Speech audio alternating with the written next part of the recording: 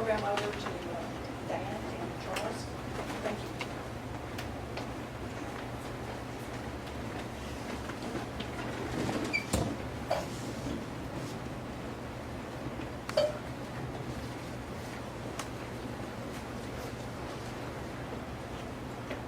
I'll start by saying I really can't remember when Charlie Sweeney wasn't my friend.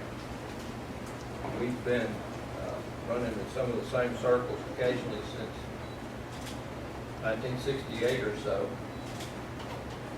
Dean Preston ran us around the field a few times when we played football. Charlie was a good player and I wasn't.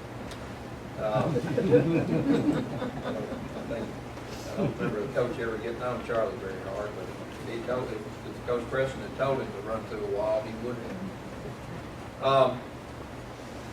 About 10 years ago, I was sitting in my office in Charlotte, Tennessee, and my administrative assistant came in and said, "Your friend, Charles Sweeney, is out there and wants to talk to you." I said, "Okay." I always made time if I could for Charles.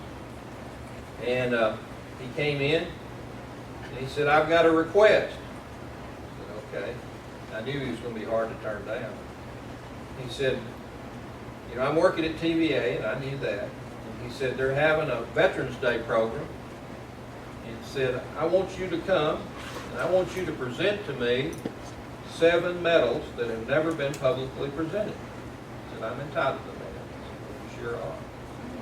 And I immediately started trying to walk backwards because I said, "Charlie," I said, "I wasn't in the military." I said, I don't know if I feel comfortable doing this. I'm not qualified." He said, "No." He said, "I've got a right to pick anybody I want to do this, and I want you to do it." So I reluctantly agreed to do that.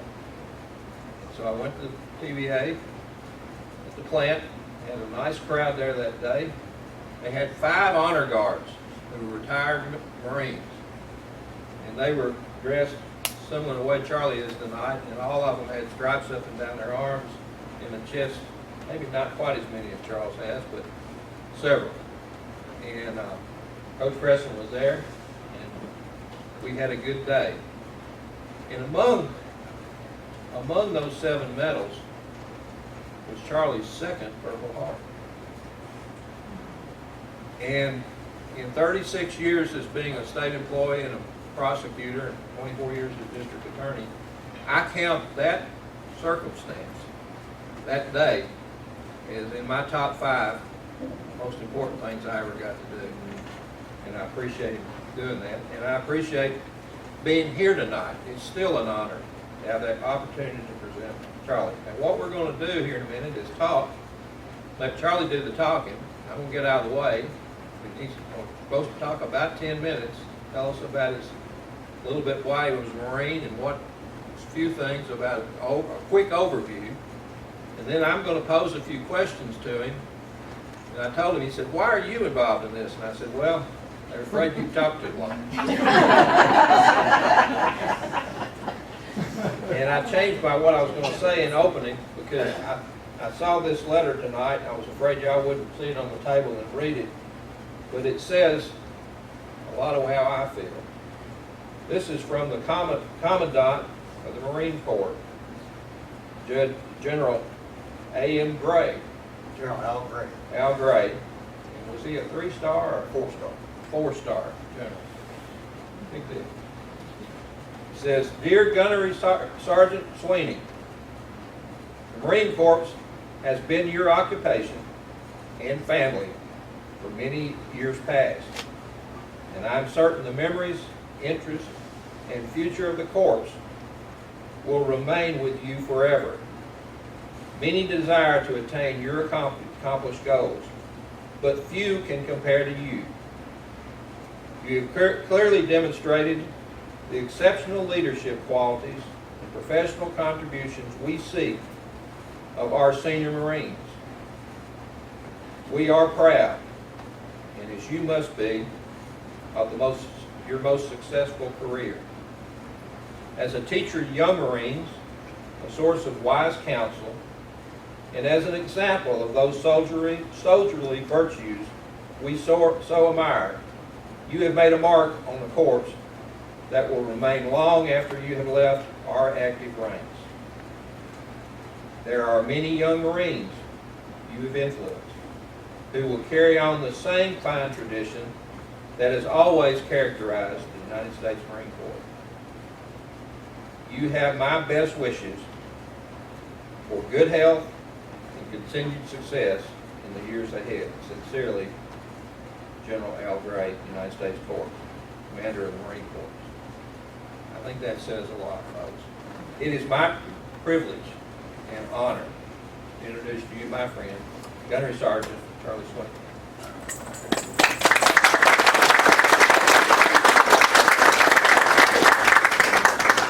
I'm glad to be here. Some of you I know for back when I was a kid. Used to walk around the College Branch and eat Sunday dinner and stuff. But I started out my career in the Marine Corps February Groundhog Day, February 2nd, 1971. I was still a senior in high school and enlisted in the Marine Corps. And they told me, said, well, we'll let you finish high school, then you can visit with your friends and family for a couple of weeks, and we'll send you on to boot camp.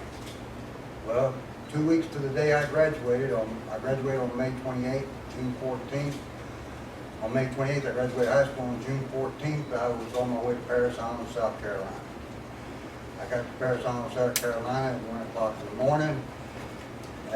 They told us they were going to scrub the civilian dust off of us, so we took showers and we headed for the barber shop. First time I ever had a barber haircut at 3 o'clock in the morning.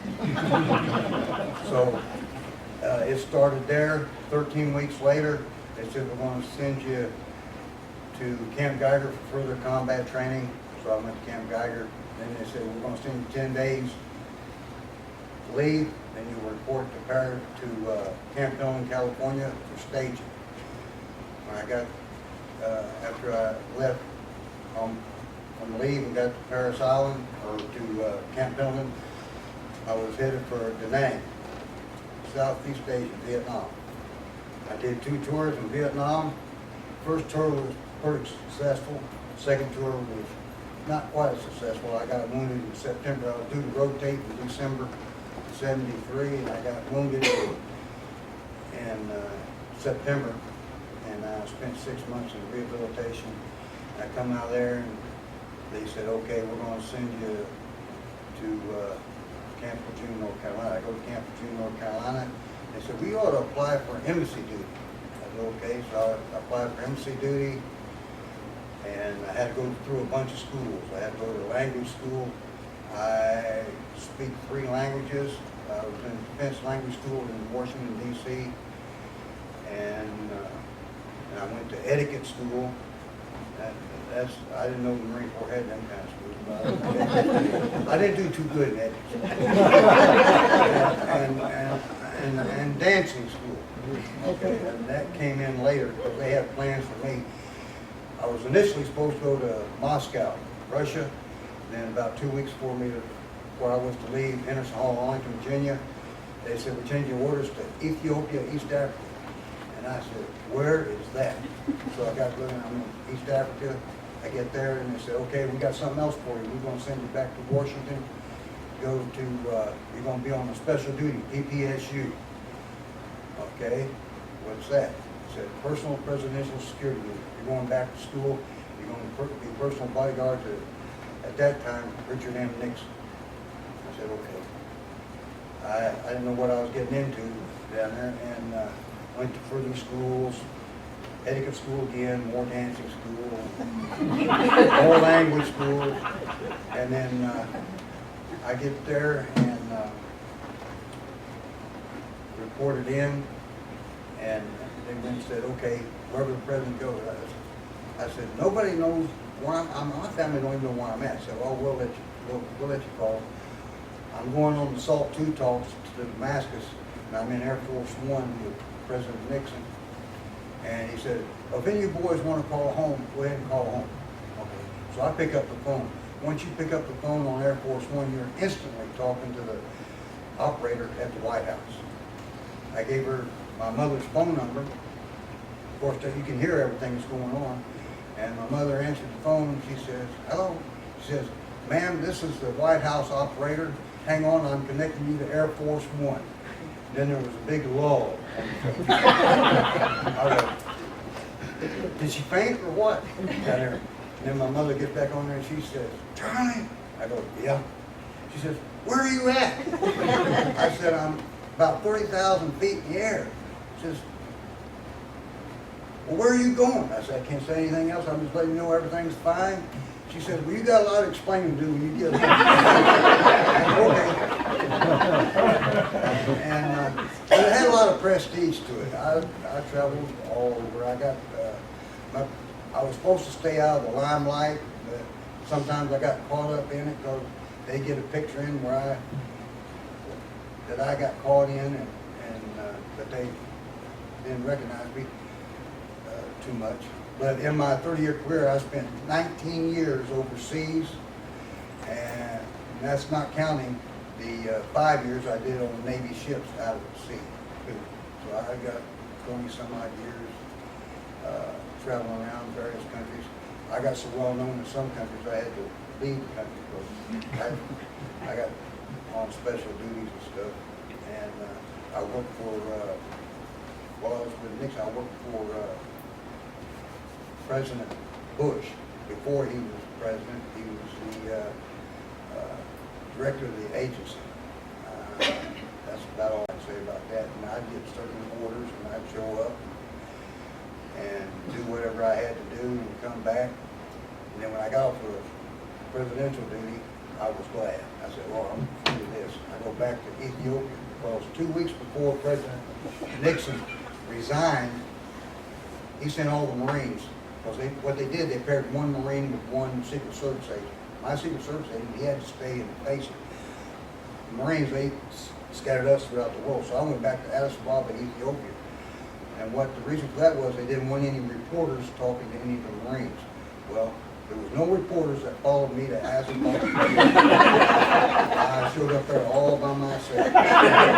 So I got, that went along pretty good, and then Mr. Bush became president, and then I got orders back to Washington again. Because I had worked with him in the past, I wound up back on there, and I was with President Bush. But my biggest joy with President Bush was the First Lady, because her and I became big friends. And she could fix a good poor boy sandwich. We'd be sitting out in the hallway outside the rooms there, and she'd come out and she'd say, any of you boys hungry? And Chuck Oates, my counterpart, he said, Marines are always hungry. Let Charlie go. So I'd go down there and she'd open up the refrigerators. She'd fix the sandwich. We'd be sitting there eating, drinking iced tea. I talked to her for 45 minutes or better. And I got pulled out in the limelight one time. We had a cocktail party at the Marine House. Not Marine House, but at the embassy and Miss Bush come up there and stand. So that dancing came in pretty good. So I had a chance to waltz with Miss Barbara Bush. And I headed for out of the limelight after that. I was with, back when I was in Nixon, I had a chance to go and party with Henry Kissinger. I don't know if any of you know him, but he made headline news one time about a belly dancer. I know all about it because I was there. me and the other President Nixon asked him, he says, Henry, we were at the King David Hotel in Jerusalem, Israel. He said, what are you gonna do tonight? He said, oh, I don't know. I said, me and these Marines are going to go out and party. Well, we wasn't partying because we were armed. We were just with him. Went out there with him down there. And this belly dancer came out and she's doing her dance and everything, and the Marines and I were looking at each other. I said, well, she's getting kind of close. And the other Marine said, well, I don't think she's got any weapons on her. And believe it or not, what that night made headline news, Kissinger on the news about being at that belly dancer down there. Did she sit in his lap? Yeah, oh yeah. Yeah, she was all over him like hog on slop. Wasn't nothing going on. We just sitting there, and I don't think she got any weapons.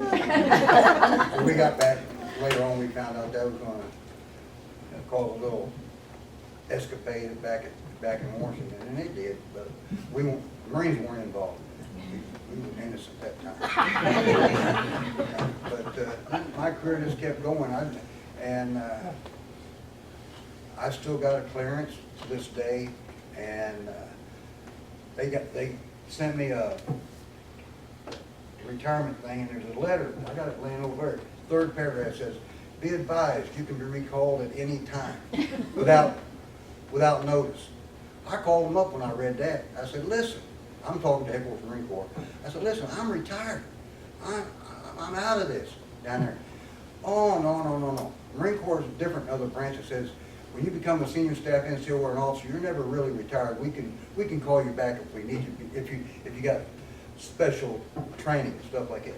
I said, "Well, what if I just don't show up?" They said, "Oh, we'll get your attention." I said, "How you gonna do that?" They said, "We'll stop your retirement pay." I said, "You'll have my attention." I said, "Just look," and I've been called back. I was called back when I was working TBA. I had to go to Israel, and I come back, and I'm involved in a few things now. That's not much, and it's just keep my nose on the grindstone and keep me active. I'm required to take a physical every 6 months. I said, "Well, I must be getting older. I take physical more often." And I got all my shots. I had to get all my shots. Like anybody's been in the military knows you walk the gauntlet with the needles and stuff. And I've done that already. But other than that, I'm trying to go through this pretty quick because I could really carry on. But I spent a lot of time in the service and had an enjoyable time.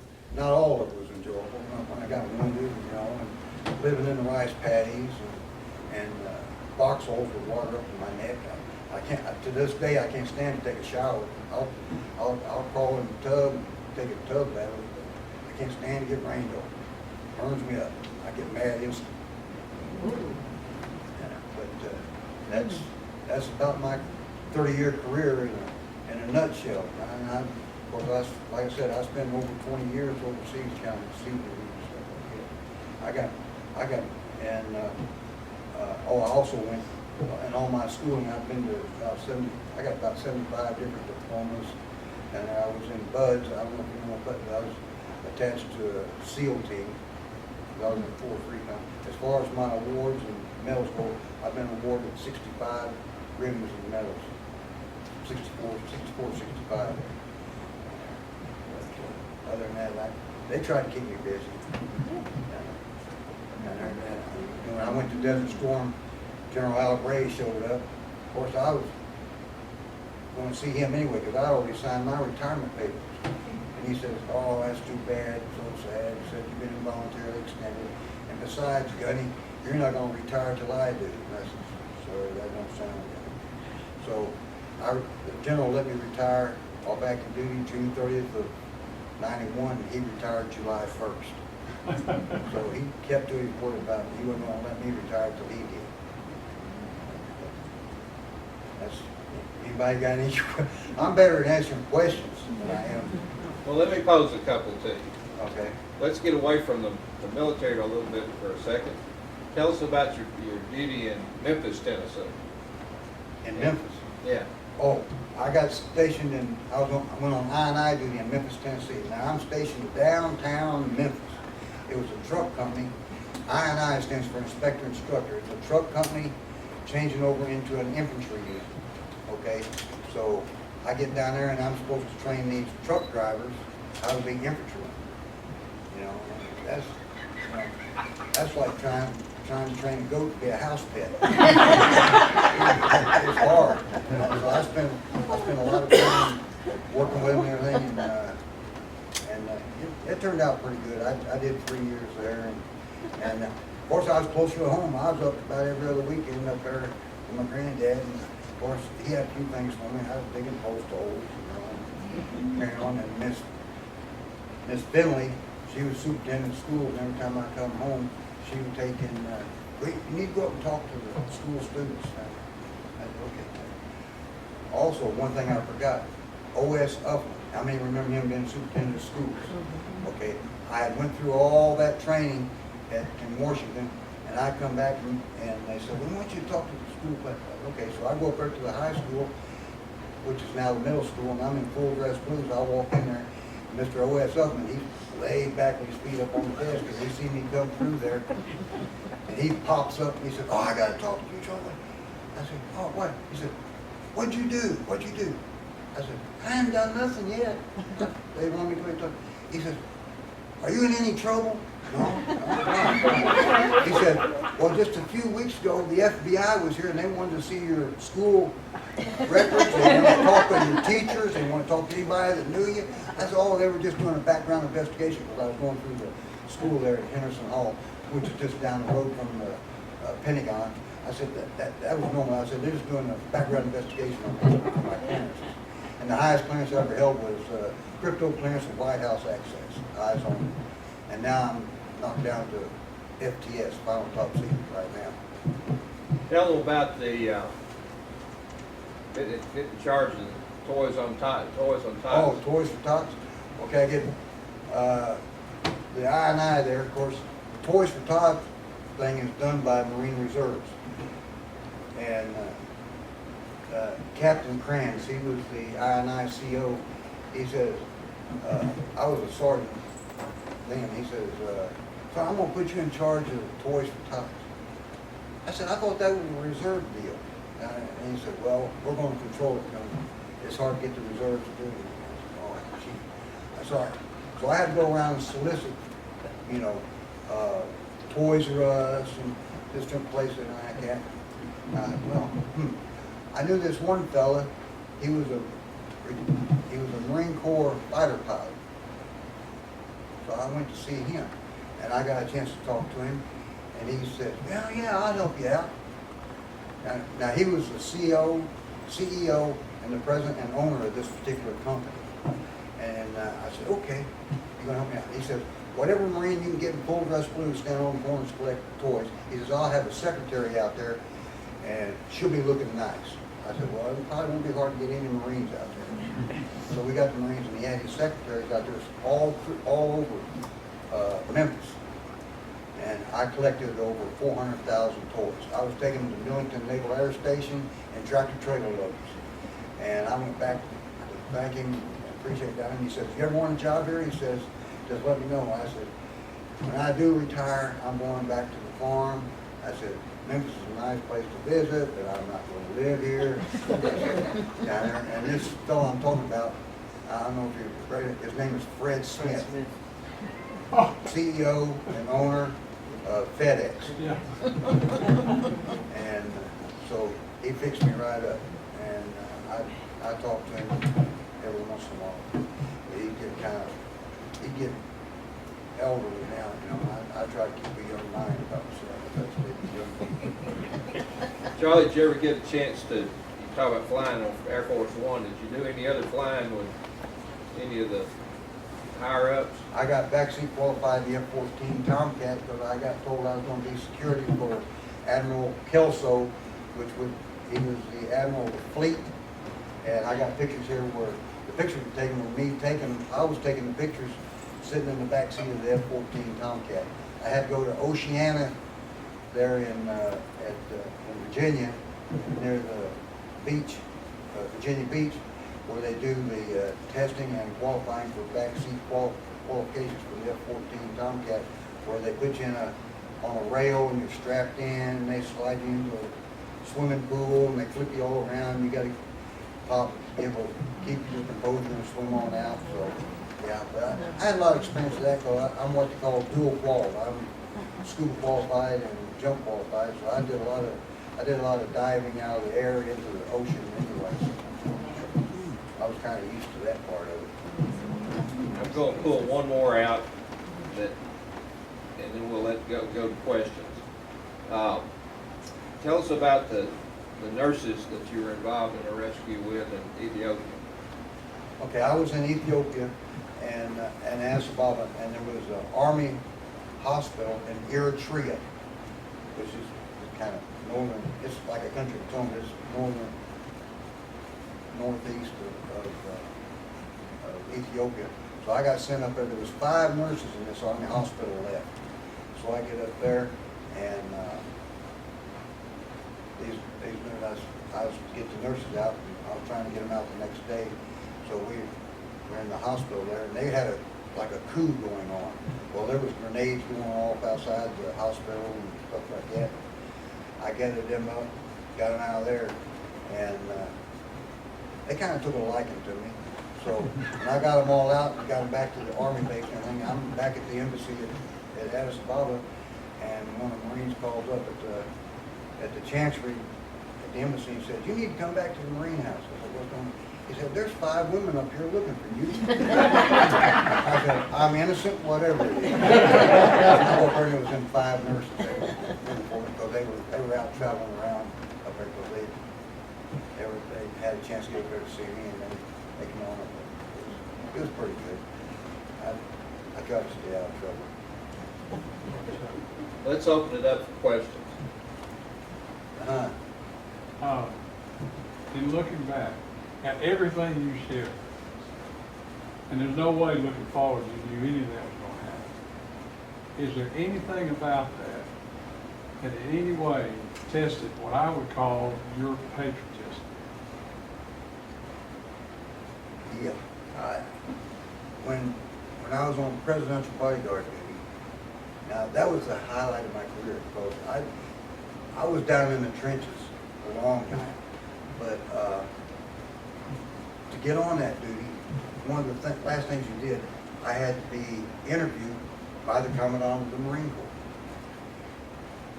And all us Marines were assigned to this duty.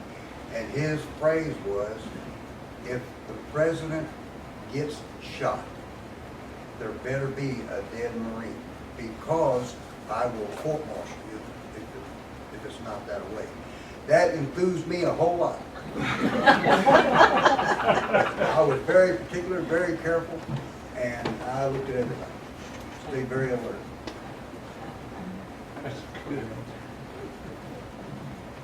Is that the same commandant that you, when he visited the carrier, that Oh, no, that was, recognized you? during that time frame, it was General Wilson. General Wilson was a Medal of Honor winner in Vietnam. He was the commandant at that time when I was on embassy duty. But I'm talking about the time that you rousted one of the generals out of his That's sleeping General Al bag. Bray. He was a 2-star at the time. Tell him about that. Okay, I was in 4th Recon, and we were training on the beach, at Onslow Beach out there, Camp June, North Carolina, and I got up one morning, I'm making a head count. I'm the senior Marine out there, I thought, at the time. And I went out there with 15 Marines, counting myself. Well, I count 16 sleeping bags. I got 15 of them up. One sleeping bag is still over there, wiggling. And I told the Lance Corporal, I said, "You go over there, and you tell that Marine to get up out of that sleeping bag, and if he don't, I'm gonna kick his hind end out in that ocean." Down there, the Lance Corporal goes over there, and he's kicking the sleeping bag. "Hey, Marine, you need to get up. Corporal Sweeney gonna be over here, he's gonna kick you out in that ocean." As the sleeping bag unzipped, and here's General Al Bray, 2-star. He used to do that kind of stuff. That Lance Corporal come running back to me, and he says, "Corporal Sweeney," said, "we're going to jail." "Why, what's the matter?" He says, "That's General Al Bray. He's the one who's..." I said, "Oh, God." So he gets up, gets a big wad of tobacco, goes, "He chewed tobacco," come walking up there. "You Marines, gather around, gather around. Who's in charge of this bunch?" I am. He says, good job, down there. And he says, I was watching y'all, I did good. He said, "I'm gonna go on back." Well, I was expecting to hear some kind of trouble when I got back. Nothing was never said. General didn't care. General Al Bray was a Mustanger. He was prior enlisted. He worked up to the ranks of sergeant, and then went to OCS, and then later became Colorado Marine Corps after he went through the ranks. And that same incident followed me all the way to the time I was on the Marine detachment on the aircraft carrier, the America. I'm up on the hangar bay, There's General Algrave with admirals all around him. We're in port at Norfolk. He looks around and he spots me like a bird dog does. He just come right to me and he says, "Marine, don't I know you?" I said, "I'm afraid so." He says, "You look familiar." Yes, sir. I said, he said, "What's your name?" I said, "Gunnery Sergeant Sweeney." "Oh, I remember Onslow Beach back when you was a corporal." "Yes, sir." Now, "And you made gunnery sergeant now too, huh?" "Yes, sir." He said, "What are you doing on board here?" I said, "I'm the NCOIC, non-commissioned officer in charge of the Marine Detachment." He said, "Where's my Marines at?" 2 decks below. He said, "Take me to them." We go down there, boy, of course they all snapped to attention, and I got 2 officers that's in charge of the Marine Detachment, lieutenant and a captain, and he general didn't even want to talk to him. He said, "Just go sit off somewhere." And he said, "You Marines gather around. And I got the pictures right there where they took of us when he gathered the Marines around. And he said, "You Marines," he said, "you know who your NCOIC here is?" "Yes, sir, Gunnery Sergeant." He said, "You really know him?" They said, "Well, no," said I. He says, "Trust me, if you go into combat, go stick with him, because anybody that will tell they're going to kick a general out in the ocean has got some testicles." Now, I cleaned that up. That's not his exact words. Because anybody that will tell a general he's going to kick him out in the ocean has got some testicles. And they just all look at me, I said, "Well, the general's telling me." and so that was about it with General. And I made him give him in Desert Storm when we were over there. And, that's when I got extended 2 years. I was going to talk to him about that. He said that's when he told me I wasn't going to retire till he did. And he told all the officers, because most of them didn't have any combat experience, he said, "I kept every senior staff NCO that has combat experience. I extended them, stopped their retirements." He said, "You officers just stand aside, let these senior staff NCOs run the show. You might come out of this alive," because at that time we didn't know how it was going to turn out. And I said, "Sir, I want to talk about my retirement." He just grinned. He said, "You ain't retiring until I do." I said, "Okay, yes sir, I got that." So we went on about our business, and the senior staff NCOs in the Marine Corps, the one that ran Desert Storm, in the Marine Corps. I don't know what they done in the Army, but we had so many officers that were they were there. We were teaching them. They were non-combatants, but they were just inexperienced. More questions, y'all? This is one of the few chances you'll ever have to talk to somebody that knew 2 presidents of the United States and their families. Lived with them. What was your sea duty? You said you had quite a... Oh, I had 5 years of sea duty. I down there in the reason that was because I got where I liked it overseas. I spent 19 years overseas in different countries and stuff, several. But we went on a 6-month deployment as a BLT, Battalion Landing Team, a task force, okay? When it was time, 6 months later, when it was time for them to come back, they were being relieved by another Marine task force. Well, they used to ask if anybody wanted to cross deck. And that means if anybody wanted to just cross deck over to the other unit and go back out, not go back to the States. I did that 6 times. Now, finally, they sent a message saying, "Staff Sergeant Sweeney, you need to come back to the States because you got to take at least 90 days leave because when you're overseas like that, they don't take the leave away from you." And I had 120 some odd days stored up. I had to come back and take 90 days leave. So I come back, and they put me immediately on leave because I had to use up 90 days. Well, I'm here a month, now 2 more weeks goes by. My granddad, and you knew my granddad, I know, he looks at me and he says, "Charlie, are you in some kind of trouble?" I said, "No, Grandpa, what makes me say I'm in trouble?" He says, when are you supposed to go back to base? I said, oh, I got plenty of time down there. He says, you never been off like this before? I said, well, I got orders to take 90 days leave because I was overseas. Oh, okay. I had to show him my paperwork. Yeah, I'm all right. I ain't in no trouble. Okay. Sir, did you said you received 2 Purple Hearts? Yeah. Was you wounded 2 times? I was wounded in my second tour in Vietnam, and I was wounded in Desert Storm. I was wounded by a Chi-Com and went up and got shot down in a helicopter in Vietnam. And that's why I have no nerves in my forehead. It's all dead up here. And second time I got hit by a mortar round. That sand, it just buried down, and when it just peppered my arms. That's where all these scars are on my arms. And they said, well, you got a Purple Heart. I said, well, I ain't got nothing that's going to stay in on this one. I said, they did a better job over in Vietnam. They had something stayed in. I still carry 3/4 pound of shrapnel in me. Been through 7 surgeries.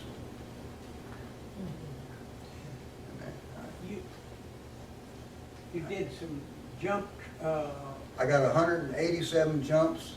5 of them are combat jumps, and a lot of the jumps were jumping out of planes or helicopters into the ocean and swimming in. Did that quite often. where did you get your jump training? Huh? Where did you get your jump training? The initial one was bases at Fort Benning. I spent more time at Fort Benning than most Army guys. I went there for Pathfinder school, jump school, MPOC school. He ought to know, he was at Benning.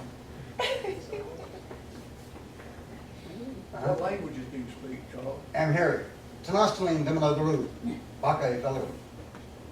What is that? That one. This, and hello, how are you? Fine, okay. In what country? That's Amharic, Ethiopian. Shofar. I mean, food, rice, that's the Mandarin dialect of Chinese. I had a chance to use that with, over TVA. If you remember when them Chinese come over there and, heck, what was that?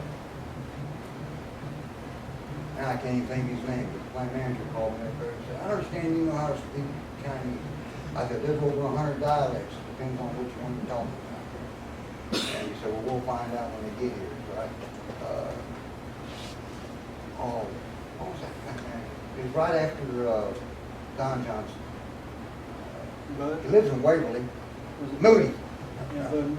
Yeah, yeah. So we got there and they start talking. And doors open up at the elevator. They walk out and Moody would say, "What are they talking about?" So they're just talking about what we're going to do this afternoon. They're just there walking around. Anything worth sharing about on your aircraft duty? Any situation you'd like to share with us? On the aircraft. Yeah. When we have when there's an alert, the Marines take over the aircraft carrier. I would normally go right up to the bridge with the CO of the ship, and my Marines would have designated places to go to, and we were there to guard special weapons, and we took over control of the ship. And I had one Navy guy on board the ship. Now you got to, on board an aircraft carrier, there's 6,000 Navy. There was only 66 Marines, and they said, and I had one sailor say, "There's only 66 of you Marines." I said, "That's all it's going to take."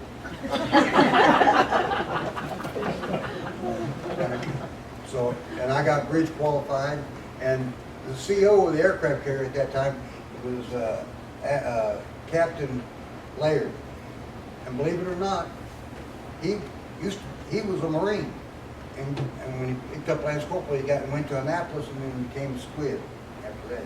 Went in the Navy, and down there, and he would always holler at me going down the passageway. He said, "Hey, Gunny."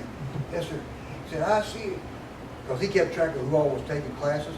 Well, I had done signed up to take classes to be able to control the bridge on the ship, because Navy chief could do that. Well, I was a Navy chief.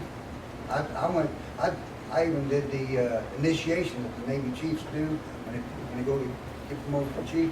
I went through that. They said, you don't have to go through that, you're already an E7. I said, it's camaraderie. Go ahead and do your worst.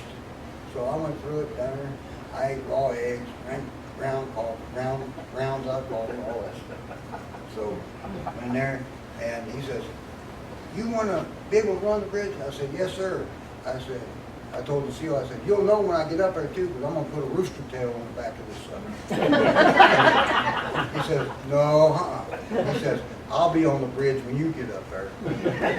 And sure enough, he was. He was on the bridge when I was up there spouting orders at the bridge. It was a lot of fun. Which aircraft carrier was that? Huh? Which aircraft carrier was that? USS America, CBA 66, Was you on the same aircraft carrier all the time, or? the whole time. I did get, there was one NCOIC that got sick, and they sent me to the USS Iowa battleship. And I was just there 3 months till the gunny got back from his surgery. He had surgery, so when he got back, I went on back to the aircraft carrier. The aircraft carrier, it don't rock, it rides like a Cadillac. I'm glad to be back on that sucker. Okay. What about your, time in Desert Storm? You have any observation about How the it went? situation in that part of the world? Desert Storm was a cakewalk compared to Vietnam. Them people were surrendering to us so fast we just told them, drop your weapons, just keep walking back.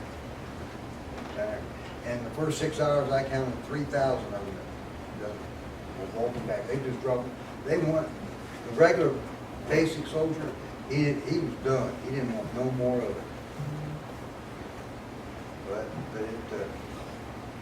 But now we got into Kuwait, now the Saddam Hussein's elite Red Army, whatever they were called down there, they raised havoc in Kuwait City and left a lot of dead people, and they really molested the women and all that stuff. So when we got there, we would walk around. We pull up there with a deuce and a half full of blankets and just cover the women up. They were just running around through the streets because they were all scared to death, and we done chased the Red Army out of there. And it was kind of dark at the time, so they had all the oil wells burning too.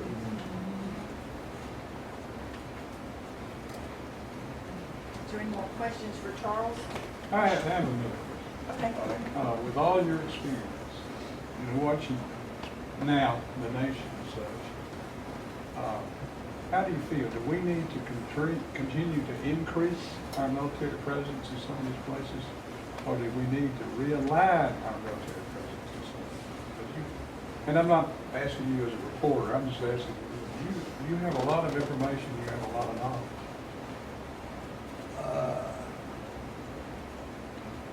I'd say we could strategically have some bases in some other areas that would be good, and but as far as more troops overseas, we can be anywhere in the world. Well, when Saddam Hussein hit Kuwait on August 2nd, August 8th, which was only 6 days later, I was sitting at the border of Kuwait. But they always had a habit of getting me and my crew in there quick, and the rest of the gang would follow in. But we were there, and nobody was going to go anywhere then. We had them all lined up. But strategically, I wish we'd kept Subic Bay. But we didn't. And we lost several bases over there. We lost Clark Air Force Base, Subic Bay.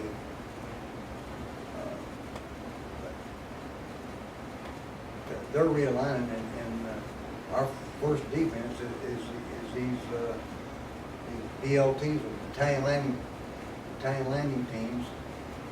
Of course, I say what the BLTs, but everybody thinks bacon roast tomatoes. Battalion landing team, and, you know, there's always two of them afloat, one in the Pacific, one in the Atlantic, and there's always two more ready to go, and there's always another battalion at Lejeune and Pendleton that's a standby battalion. They put them on C-141, C-130s and get them out. It's Marine Corps. I kept the whole time I was in the Marine Corps, and I lived off base. I had a sea bag that stayed packed right there by the front door. I didn't know where I was going to be from one minute to the next. But and I got when I was on presidential bodyguard duty. Now, my time wasn't my time on that duty. They said, okay, we're going to let you go home for 10 days. So I surprised my mother and went to Indianapolis, Indiana. I got there, let's say I got there today, and I was going to spend 10 days and then fly back. I had my return ticket and everything. So I get there the next day, phone call. I got to report back to Washington. My mother says, you ain't going to get back. Says, I ain't going to have a flight. I said, well, let's go to the airport. I'll get on the flight. Okay, so we go to the airport. There's this nice lady in front of the counter saying, I said, I got to get back to Washington. And everything. I said, well, we don't have any flights. They're all full. And we don't have any flights till tomorrow or the next day or something like that. I said, ma'am, the next flight that leaves out of here, I'm going to be on. She said, well, we can't put you on it. I said, trust me, get your supervisor and bring him out here. So they brought the supervisor out here, and I said, she said, and he said, well, we can't run it out. And that's when I pulled out two things and said, we'll have you right on that plane. But what I carried was a diplomatic passport. So, and my mother looked at me and she says, can you do that? I said, I just did.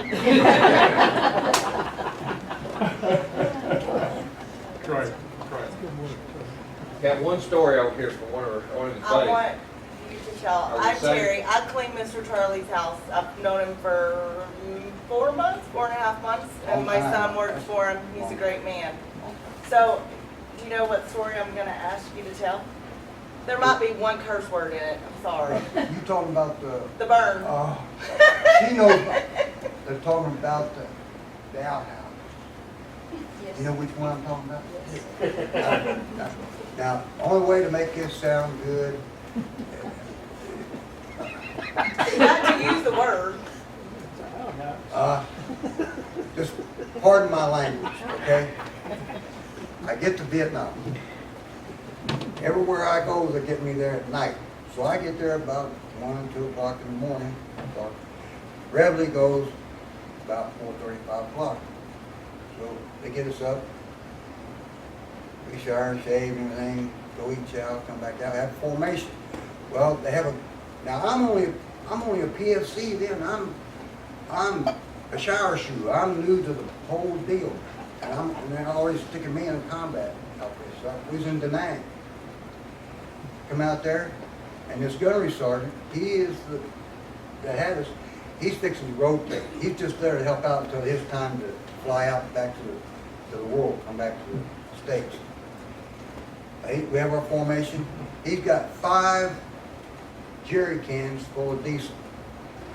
He's got 5 wooden paddles with rubber flappers on them, laying there. And he says, okay, Marines, I need 5 volunteers. You. Okay, so we step forward. He said, you 5, you're going to burn shitters. Now, there's somebody here that knows that we was raised in an outhouse, and not one time did I ever burn that sucker down. So, he got me, what? Now, there was no pre-job brief.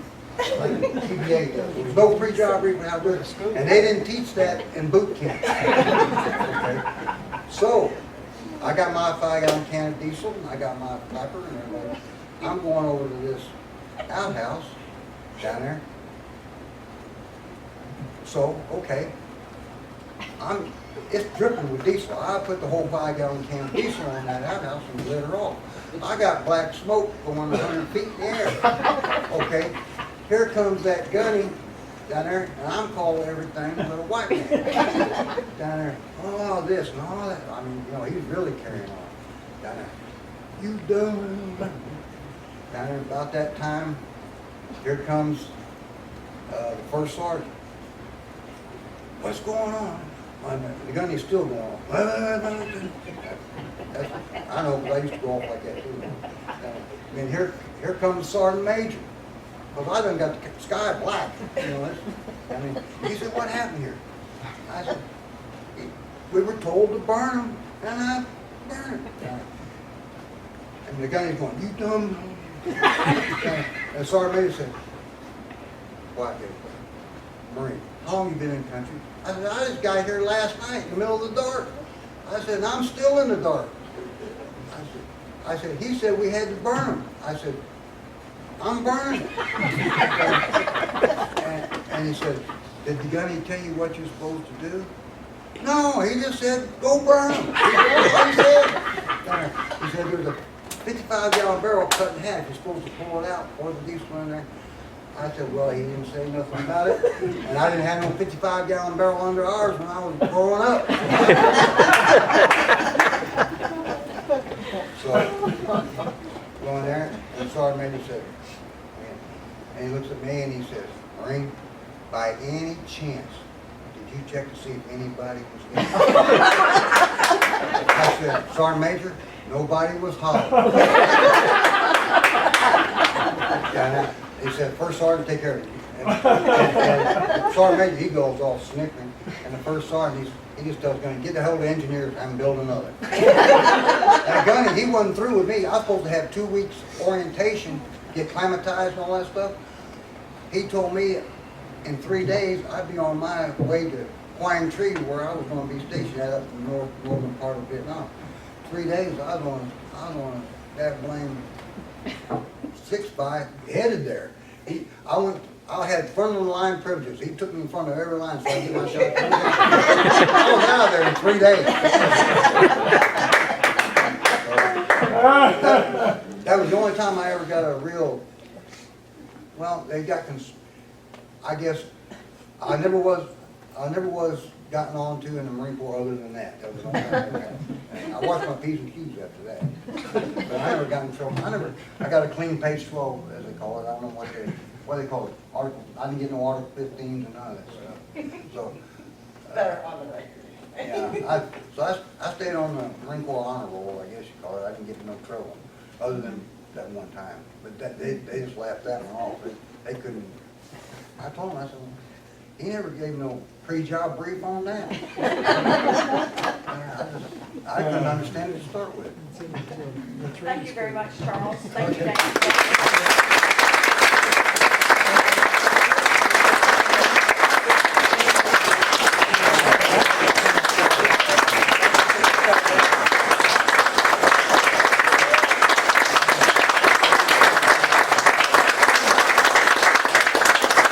Everything I've done is ancient history now. Do you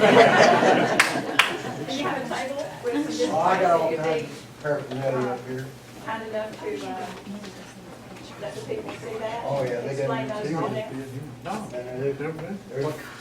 Just let everybody come by and ask you questions. Okay. There's about- You see something, you got a question on, I can start. It's about a week's worth of program. Thank you all again. Okay. Questions, anybody needs to come by or?